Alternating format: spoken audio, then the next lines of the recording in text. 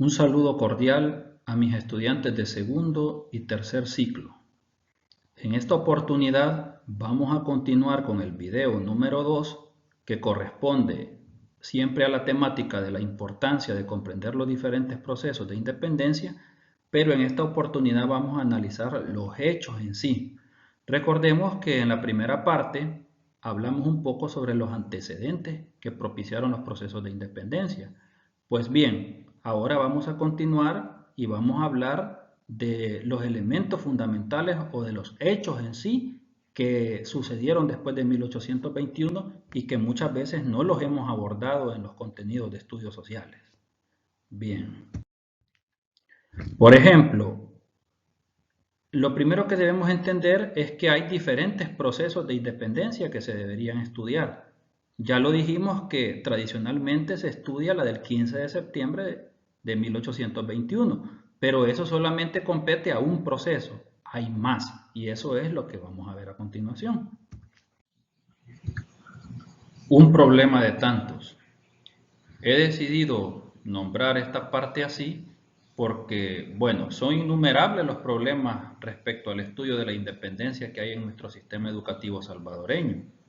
Pero uno de los centrales radica en el hecho de que no se enseña que fueron diferentes procesos de independencia y por ello solo se hace énfasis en hablar de una sola independencia, lo cual aísla o ignora los otros procesos. Entonces se debe trabajar en la base de que no es una sola independencia, sino que hay más procesos que tenemos que también estudiarlos y tenemos que también impartirlos en los diferentes contenidos. Bien, lo lógico entonces sería enseñar que son varias independencias y procesos. Todos están relacionados pero con diferentes facetas. Sobre todo porque estamos en esta oportunidad celebrando los 199 años en este 2020.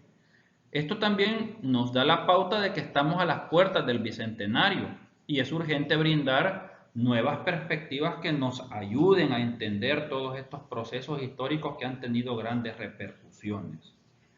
Pero bueno, ¿cuáles serían entonces los procesos de independencia que deberíamos estudiar? Bien, la pregunta que se formula es esa. ¿Cuáles serían los procesos de independencia que deberíamos estudiar? Pero como dijimos que son varios procesos, veamos cuáles podríamos considerar como los más importantes o los que tienen la trascendencia más grande en este caso.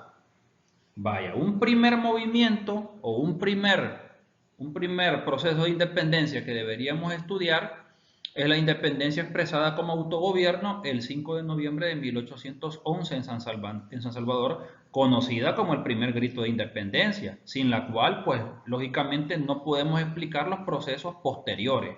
Por lo tanto, esto es importante tratarlo. No solo mencionarlo, es decir, hay que abordar qué sucedió realmente el 5 de noviembre de 1811, porque por ahí hay un autogobierno que, si bien es cierto, solo dura un mes, pero es fundamental para entender lo que viene. También, como segundo proceso, sería interesante explicar el proceso de independencia de Comitán en Chiapas en relación a España el 28 de agosto de 1821, que da inicio a las declaraciones de independencia en el Reino de Guatemala. Es decir, lo que posibilita que se dé el 15 de septiembre o el antecedente más inmediato que tenemos es la independencia de Comitán en Chiapas. Por lo tanto, este proceso también es importante estudiarlo. Un tercero sería la independencia del Reino de Guatemala en relación a España el 15 de septiembre de 1821. Pero es que este es el proceso tradicional, el que se celebra, el que se conmemora, por el que se hacen los desfiles, por el que se celebran todos los protocolos que se hacen de la Semana Cívica y todo lo que se hace es por la independencia que se obtiene el 15 de septiembre de 1821. Entonces, no podemos encerrar la independencia solo en esa fecha. Hay que ver más allá de eso. También este proceso me parece fundamental porque nos concierne. Y es la separación de San Salvador y San Vicente el 11 de enero de 1822 con relación a Guatemala, al Imperio Mexicano y España. Esto es fundamental porque aquí entra el pensamiento del presbítero, el doctor José Matías Delgado, un prócer importantísimo al cual la historia salvadoreña le ha negado su posición. Ahora, ¿por qué?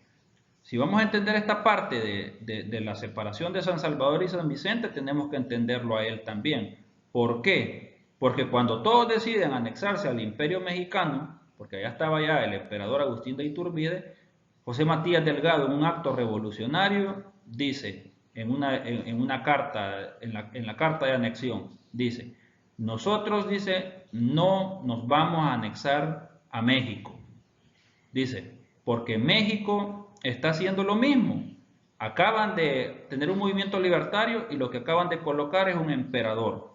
Entonces, el deseo de ellos es continuar con la monarquía. Y nosotros, dice, lo que queremos es irnos por la vía republicana. Por lo tanto, dice, las instituciones que más se apegan a nuestro pensamiento son las instituciones de Estados Unidos. Por lo cual, dice, nosotros no nos anexamos a México, no queremos nada con España, pero sí quisiéramos anexarnos a Estados Unidos. O sea, esto es una cosa sumamente interesante y radical para la época que Matías Delgado propone. Pero es una cosa interesante, ¿verdad? Porque podemos ver el grado de ilustración que tenía él y el grado de conocimiento que tenía sobre el hecho de no querer seguir con las instituciones monárquicas e irse por la vía republicana. Otro proceso también que debe ser estudiado es la independencia de las Provincias Unidas de Centroamérica de México el 1 de julio de 1823. Cuando cae Iturbide, pues lógicamente se detiene todo el proceso de anexión a México. Entonces las Provincias Unidas que habían decidido unirse, valga la redundancia, a Iturbide, pues tienen que separarse también porque se da la caída del emperador en México. También es importante este proceso de independencia porque es una independencia de Centroamérica en la guerra nacional contra los filibusteros encabezada por William Walker el 1 de mayo de 1857. Este proceso es clave porque Walker venía con la intención de crear un estado esclavista, es decir, esclavizar, pero se une Centroamérica y fusilan a William Walker, ¿verdad? Pero eso también es un acto de independencia, es un proceso de independencia que muy poco se estudia y que muy poco se desarrolla en los salones de clase.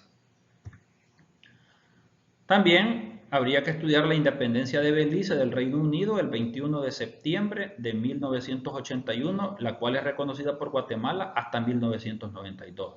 Esto tiene una incidencia importante también, que muy pocos lo conocen. También, además, deberíamos de estudiar el proceso de independencia de la Mosquitia nicaragüense que dio fin al protectorado británico en esa región en 1860. Eso es fundamental también estudiarlo. Vean cuántos procesos llevamos ya. No solo es el 15 de septiembre, vean cuántos procesos llevamos ya y vean si esos procesos los estamos desarrollando o vean si estos procesos son abordados en los libros de texto. Es un poco complicado, ¿verdad? Porque puede ser que algunos sí, puede ser que otros no, pero el punto es que tenemos que entenderlo. Y el otro proceso que también debería de estudiarse es la independencia de Nicaragua en 1933 de Estados Unidos tras el retiro de tropas norteamericanas. Esto da fin al no declarado oficialmente protectorado que fue establecido desde 1912 con la presencia de tropas norteamericanas en ese país. Importantísimo también entender esto por la dinámica que se forma en Centroamérica a raíz de esta situación. Bien. Pasemos entonces ahora a los acontecimientos fundamentales que marcan los procesos de independencia, porque esto sí nos interesa ver cuáles son estos procesos. Bien, tenemos aquí que el 5 de noviembre de 1811 es importante porque se da en el marco de la Constitución Liberal de Cádiz y producto de esto se da la destitución del intendente, lo cual da paso a que se forme un gobierno autónomo que dura solo un mes. Esto es lo realmente importante. Por eso este proceso debe de ser estudiado a fondo. Y porque de 1811 no se detiene, continúa el proceso y ya lo vamos a ver más adelante cómo se desarrolla. Luego, en enero de 1814, se da una nueva revuelta, la cual termina con encarcelamientos de personajes como Manuel José Arce. Los líderes del Ayuntamiento de Guatemala son suspendidos de la vida política y aunque logran la amnistía en 1816, no impide que sigan presos hasta 1818. Entonces, vamos viendo que llegar a 1821 no es tan sencillo. Vean cuántos procesos estamos encontrando en el camino. Y lógicamente el tan anhelado o tan desarrollado 15 de septiembre de 1821, donde se firma el acta de independencia en Guatemala que libera de la corona española, pero que en adelante van a originar otros problemas que por lógica tenemos que manejarlos y tenemos que transmitirlos en los salones de clase. Bien, aquí viene un punto importante. El 5 de enero de 1822 se establece el decreto de anexión formal a México. Es cuando se decide participar en el proceso de anexión a México, donde ya gobierna Agustín de Iturbide. Pero aquí viene el acto revolucionario que les mencioné anteriormente. San Salvador y San Vicente no aceptan. Y entonces se forma una junta de gobierno, ojo, donde José Matías Delgado es el jefe. Delgado tiene como propósito crear el obispado en San Salvador, lo cual garantizaría que los diezmos no se vayan a Guatemala. Entonces aquí vemos que hay también otra independencia, que es la independencia eclesiástica, que ese también es otro problema que muy poco se menciona, porque debemos entender que entre 1822 y 1824 se da un cisma, una especie de cisma entre la Iglesia Católica de Guatemala y el pleito por el obispado aquí en San Salvador. Entonces tiene ahí como abanderado a el doctor José Matías Delgado. Pero lo de Delgado es interesante verlo, porque él tiene el propósito de crear ese obispado porque ve que los diezmos que se recogen en San Salvador todos son llevados a Guatemala. Aquí no queda nada. Y San Salvador es uno de los lugares donde más impuestos se recogen. Entonces todos estos impuestos se van para Guatemala y dejan sin desarrollo a San Salvador. Entonces la postura de él es acertada porque lo que él desea es que eso se quede aquí.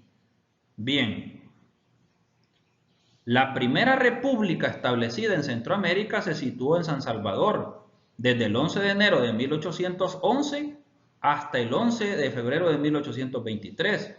Y debe ser estudiada porque en ella están las raíces de la nacionalidad e identidad salvadoreña. Esto es un punto sumamente importante. Entre el 11 de enero de 1811 y el 8 de febrero de 1823 es que deberían de estar los estudios históricos más importantes. ¿Por qué? Porque ahí se encuentran las raíces de la nacionalidad y la identidad salvadoreña que tanto necesitamos tener y de la que carecemos aún en pleno siglo XXI. Porque aún en pleno siglo XXI nos cuesta definir, nos cuesta conceptualizar o caracterizar el concepto de ser salvadoreño. Pero es porque estos procesos históricos muy poco se han estudiado. Entonces aquí hay otro punto interesante. Bien, hay un periodo donde la autoridad está a cargo de una Asamblea Nacional Constituyente. Bueno, en esta Asamblea Nacional Constituyente se desarrolla desde el 1 de julio de 1823 hasta el 22 de noviembre de 1824. En esta fecha es cuando se aprueba la Constitución de Centroamérica que da vida a la República Federal de Centroamérica. Y ya no son las Provincias Unidas de Centroamérica, sino que estamos hablando de un proceso más complejo todavía que tiene que ver con la República Federal de Centroamérica, el sueño de la unificación. Pero vamos a ver qué sucede.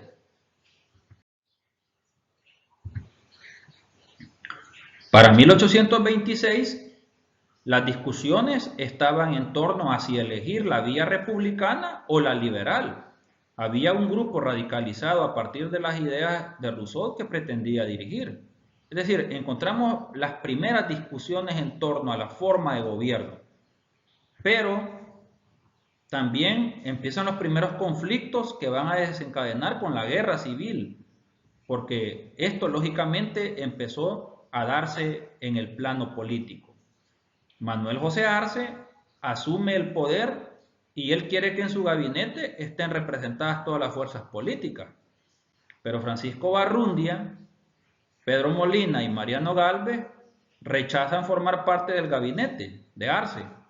Entonces queda el grupo de los moderados o de los conservadores, como se les conocía. Que esto de los conservadores es otro tema que también debe de tratarse, porque no hay un pensamiento conservador.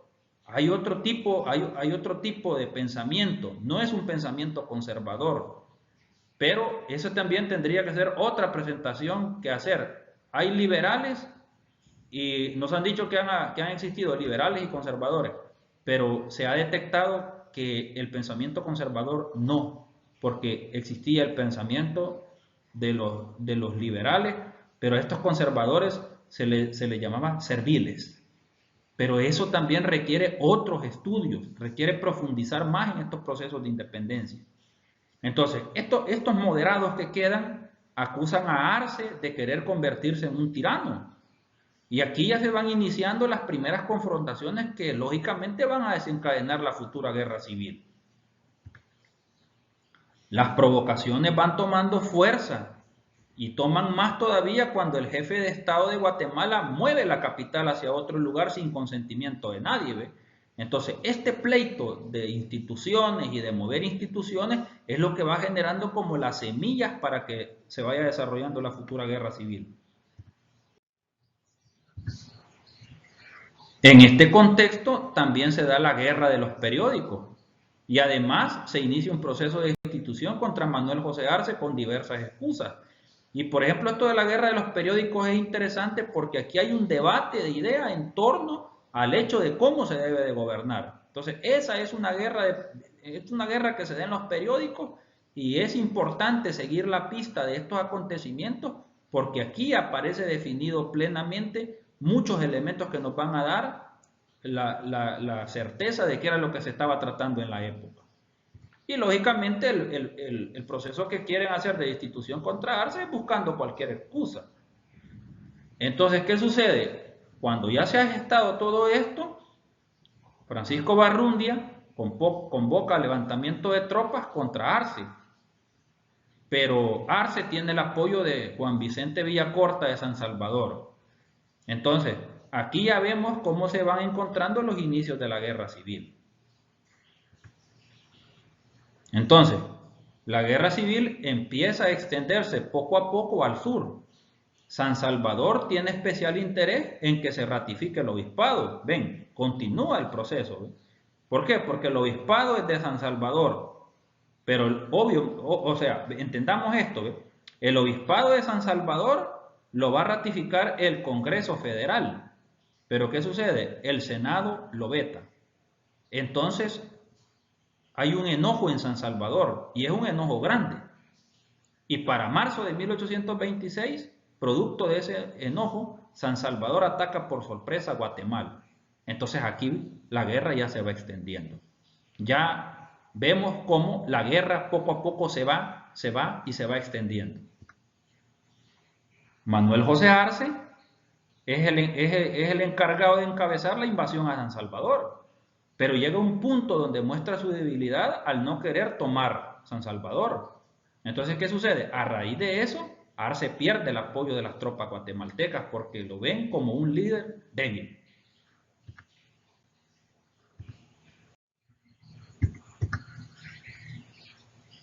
Luego, encontramos que lo que inicia como una guerra civil por problemas guatemaltecos originados ahí, termina convirtiéndose en una guerra de estados que tiene como resultado la participación directa de Nicaragua, Honduras y El Salvador contra Guatemala. Entonces vemos ya la configuración de la guerra civil. El 13 de abril de 1826 se da la toma de Guatemala y aquí las cosas, en lugar de ordenarse, se terminan complicando aún más con la radicalización de la guerra. En todo este proceso de inestabilidad, Manuel José Arce comete un error, y ese error es el de invadir Honduras en 1827. ¿Por qué? Porque al invadir Honduras abre la posibilidad para que entre en escena Francisco Morazán. Y ya vamos a ver cómo Morazán termina siendo uno de los que desintegra prácticamente la Federación Centroamericana, junto con Barrundia y otros por ahí. Pero vemos cómo los hechos se van dando. Es importante mencionar también que Morazán encabeza las tropas de los estados del sur. Él representa intereses particulares que van a terminar desintegrando la Centroamérica que estaba unida. Eso hay que decirlo también. Eso hay que dejarlo claro. Que Arce encabeza prácticamente los estados del sur que representan intereses particulares o de grupos, pero que estos al final, encabezados por él mismo, van a desintegrar la Centroamérica. También es interesante ver cómo Guatemala era el centro económico y político, pero también era una ciudad débil. ¿Por qué? Porque Guatemala estaba recién fundada. Es que Antigua y San Salvador eran las principales. Entonces ahí estaba un punto importante que también genera un problema serio. Veamos, ¿qué sucede con esto de Guatemala? Al destruirse Guatemala como centro económico y político, Centroamérica lo que hace es quedar débil. ¿Por qué? Porque al no tener una capital fuerte queda sin un punto de unión. Entonces de esto empiezan a resultar los gobiernos de facción. Y estos gobiernos van a estar encabezados por Francisco Morazán, por Gálvez y por Francisco Barrundia. Entonces estos gobiernos de facción, por lógica, lo que querían era utilizar el poder para ellos. Porque una de las características de los gobiernos de facción es el uso del poder para uno y un determinado grupo. La crisis y la ruptura de Guatemala va a provocar la expulsión de casi todos los comerciantes de la época. Esto también fue grave para Centroamérica, porque en esta ruptura y con esta expulsión prácticamente sacan a casi todos los comerciantes de la época y personajes de la talla de Irrizari, Juan José de Aycinena, Vicente Granados terminan exiliados. Entonces Centroamérica pierde su liderazgo, pero no solamente es un liderazgo comercial, es un liderazgo también intelectual, porque aquí no solamente están exiliando a los comerciantes, sino que también están exiliando a la élite ilustrada, pues, a la gente intelectual. Eso es grave. Pedro Molina es elegido como jefe de Estado y luego es destituido porque plantea cambios en la Constitución. Y es que esto es importante decirlo, porque este planteamiento de cambios en la Constitución ha sido histórico. Estos problemas han sido prácticamente de siempre. El que plantea cambios a la Constitución, por lógica, tiene que atenerle a las consecuencias. Y es que es importante hacer énfasis en que el gobierno, por ejemplo, de 1829 es un gobierno de facción, porque tiene las características absolutistas propias de los regímenes borbónicos. Ahora, no representa una revolución liberal como se nos ha hecho creer hasta hoy y como algunos libros lo dicen, sino que es un gobierno eminentemente de facción por las características que reúne. Y eso también hay que decirlo en las aulas. Pero bien, los levantamientos van a continuar. Manuel José Arce, en 1832, inicia un levantamiento, pero es derrotado. Morazán, por presiones de Gálvez, para que cambie la capital, tiene que tomar militarmente San Salvador. Y derroca siempre, en 1832, a José María Cornejo. ¿Y qué hace Morazán? Impone más impuestos y reclutamiento forzoso, lo cual provoca el levantamiento de Anastasio Aquino. Entonces, veamos cómo esta dinámica de violencia y cómo esta dinámica de guerra se va desarrollando.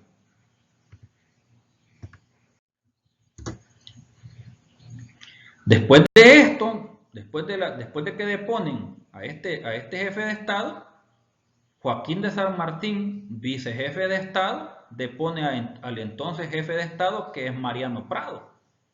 Ante esto, Morazán tiene que tomar por la fuerza nuevamente San Salvador en 1834, pero esto es después de batallas crueles que dejan muchos muertos y que de estas batallas muy poco se dice en los libros o muy poco se menciona en los procesos de independencia. Seguidamente Morazán coloca como jefe de Estado a Nicolás Espinosa, aquí en San Salvador, quien luego es depuesto en 1836.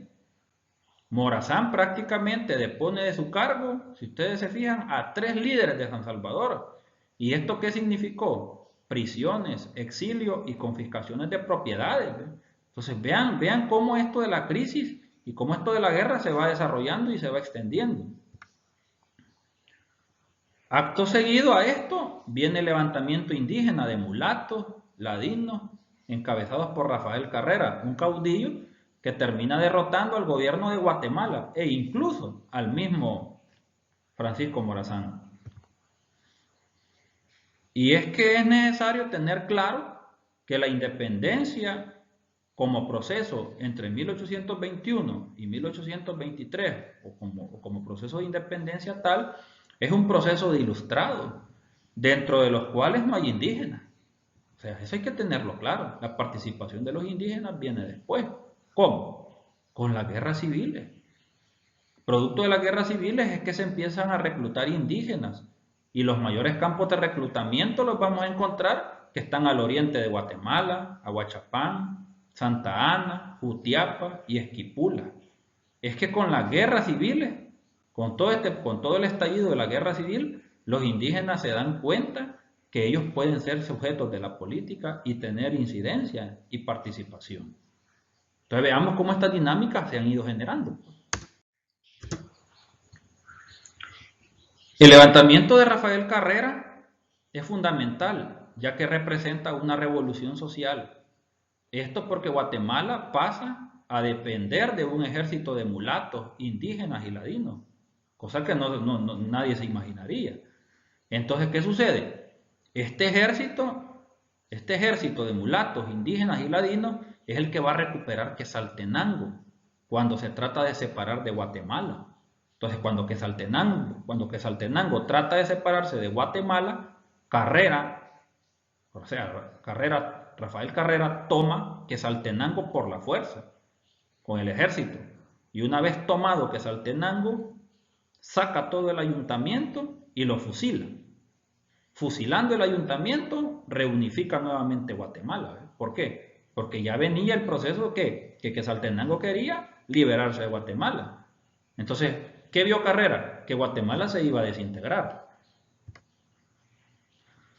Rafael Carrera adquiere tanto protagonismo que una vez derrotado a Aquino, por ejemplo, en 1832, con la revolución de los nonualcos, entonces, ante esto, Carrera adquiere un protagonismo importante, porque cuando derrotan a Anastasio Aquino y a los indios nonualcos, y todo este conjunto de grupos indígenas, ven en Carrera la esperanza de una reivindicación. Y esto se puede ver claramente cuando en 1863 Rafael Carrera invade El Salvador. Entonces, cuando Rafael Carrera invade El Salvador, los grupos de indios, nonualcos y los de Cojutepeque se le unen en Santa Ana para apoyarlo. Es decir, no apoyan al gobierno de Gerardo Barrios, que es el gobierno salvadoreño, sino que apoyan a Rafael Carrera, que viene de Guatemala. ¿Pero por qué sucede esto? Porque ellos se identifican más con Carrera que con la dinámica del gobierno de Barrios. Y esta situación también tiene que ser explicada y tiene que también ser investigada, y los docentes de estudios sociales estamos llamados a esto. A estas alturas, la federación estaba rota, ya sin posibilidad alguna de volverse a unir. Prácticamente la federación en 1838 queda disuelta. De allí lo que encontramos es una serie de enfrentamientos porque la guerra continúa, la guerra no se detiene. Entonces, ¿qué sucede? Que la federación ya rota no tiene posibilidad alguna de volverse a unificar. Entonces perdemos la oportunidad de tener una Centroamérica unificada. ¿Qué podemos concluir luego de todo esto? Bien, la guerra civil y las divisiones no permitieron un tiempo prolongado de paz. O sea, esto de las guerras empezó rápido, pero esto cortó la paz. Entonces, al cortarse el periodo de paz, tampoco permitió que se pudiesen desarrollar las brillantes ideas económicas de la época. Y principalmente el proyecto económico más importante que tenía Centroamérica, que era la construcción del canal en Nicaragua. Es que la construcción del canal en Nicaragua no es de hace 4 o 5 años. La construcción del canal de Nicaragua es una propuesta inicialmente presentada por José Cecilio del Valle ante el Congreso Federal en 1827. Y luego hay un estudio presentado por Juan José de Aycinena en 1834, donde se ve la viabilidad de construir el canal y el hecho de que Centroamérica pueda convertirse en una potencia regional. Ahora bien, una Centroamérica unificada y en paz y próspera hubiese estado en capacidad de construir el canal, pero el canal se pierde debido a la guerra. Entonces, construir el canal hubiese posibilitado que Centroamérica se convirtiera en una potencia económica a nivel regional y por qué no mundial. Entonces, al no desarrollar el proyecto, se crean las condiciones, pero para que Estados Unidos lo construya en Panamá. Entonces se pierde la gran oportunidad. Y es interesante, por ejemplo, cuando uno lee a Juan José de Aycinena y su estudio, dice Aycinena que Centroamérica Unida tiene la posibilidad de construir un canal que una el comercio de Europa, Asia y América a través del canal, y dice en su estudio que al construirse el canal en Nicaragua, la perspectiva de Centroamérica va a ser tal, dice, que alrededor de Nicaragua o cerca de Nicaragua, en los países cercanos, empezarán, dice, a surgir ciudades mucho más importantes que la misma Nueva York. O sea, vean el grado, vean el grado de visión que tiene un tipo como Juan José de Aycinena cuando plantea estas situaciones. Es decir, perdimos la oportunidad de construir el canal como la Centroamérica unificada. Y aquí quiero ser enfático en un punto. Nosotros no debemos de culpar aquí a los Estados Unidos, ni culpar a potencias extranjeras o culpar al imperialismo. Es que el canal, es que la oportunidad la perdimos los mismos centroamericanos. Todavía para 1827 esto del imperialismo no estaba tan desarrollado. Entonces Centroamérica pudo haber sido la potencia económica. ¿Por qué? Porque hasta el mismo Simón Bolívar lo decía. Es decir, Bolívar, por ejemplo, dice, vamos a unificar a América, dice, y Centroamérica, dice, tiene la posibilidad, dice, de ser el centro del mundo. ¿Por qué? Porque hasta el mismo Bolívar sabía el potencial que había en Nicaragua si se construía ese canal. Entonces, el problema fue de nosotros mismos los centroamericanos. Aquí ya no debemos de empezar a culpar a gobiernos extranjeros ni nada. Es que la culpa es de nosotros por haber perdido la oportunidad a raíz de los conflictos internos que se dieron. Y esas guerras endémicas fueron las que terminaron por frustrar la construcción del canal. Y aquí vuelvo al punto. Hay que estudiar el pensamiento de José Cecilio del Valle. Es que es increíble el grado de ilustración y de pensamiento que tiene este personaje. No de gusto le decían el sabio Valle. Es por eso que hay que leer obras escogidas, porque ahí nos va a dar un panorama para poder entender todos estos procesos. También es necesario decir que los guatemaltecos José Francisco Barrundia y Mariano Gálvez resultaron ser los máximos responsables del inicio de la guerra civil, junto a Francisco Morazán. Y por lógica, generando esta guerra civil, fueron también los causantes de la desintegración de Centroamérica. Y aquí hay que ser claros, porque muchos culpan a Manuel José Arce erróneamente. Y esto ya no se puede seguir enseñando en las aulas. Manuel José Arce tuvo una actitud muy prudente en el momento del inicio de la guerra.